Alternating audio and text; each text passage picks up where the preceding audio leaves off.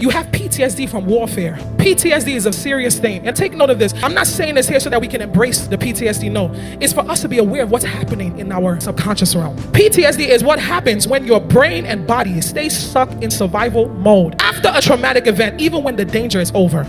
How many of us have been there or still there? Something happened to me and I'm like, whoa, what's going on here? I know that's not my story anymore. And that's when the Holy Spirit said, you have PTSD from warfare. There is such a thing that happens when you have fought battles for so much of your life. Your daily interaction is now affected because of all that warfare. Even though you're not fighting anymore, but your actions are being led by the way you always had to tussle. In that moment, you have to recognize what is wrong with you. Spiritual PTSD that I'm going to lay on the altar. The consciousness of it is what makes me take authority over it. But if I move around arrogantly that, oh, I'm not affected by any of that, but yet my behavior is going against the word in this moment, I will not know how to take authority over it. You have overcome misrepresentation and the Lord has given you favor. But every time you meet somebody again for the first time, you get into an abrasive position. And you can't even yet tap into the depth of that relationship because of your spiritual PTSD. You are still stuck in warfare. Meanwhile, the warfare is over.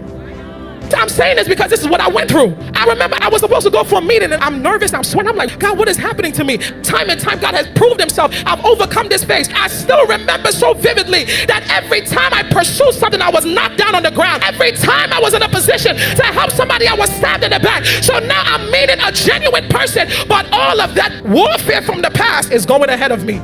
You got to take authority. In that moment, you are conscious, oh God, my soul has been wounded from those things. Please help me suture my soul. Our vulnerability with God. If we start moving as if we are not introspective, we will miss the dynamic of that relationship. Every time you got to trust God for another level of financial breakthrough and you're sweating, and it's easier for me to not have faith than have faith in this moment because of every time you had faith in God, but you were tussled down to the ground, not because God didn't want to do it for you, but because he was taking you through a process. You see, our perspective in the moment will help us heal. When you're a naturally zealous person, and you're not aware of the altars that followed you and those demonic covenants, and you are pursuing, you know you got what it takes. You know you're intelligent. You know you're fit for the position, but life just smacks you down to the floor. After the 100th time, how do I get back up in that moment? In that moment, we become complacent right there, forgetting who God made us to be. The reason why he made us look like we failed 50 times is so that our desires for that very thing will die and it will become about Jesus. By the time you got that very thing in your hand, you don't even care for it anymore,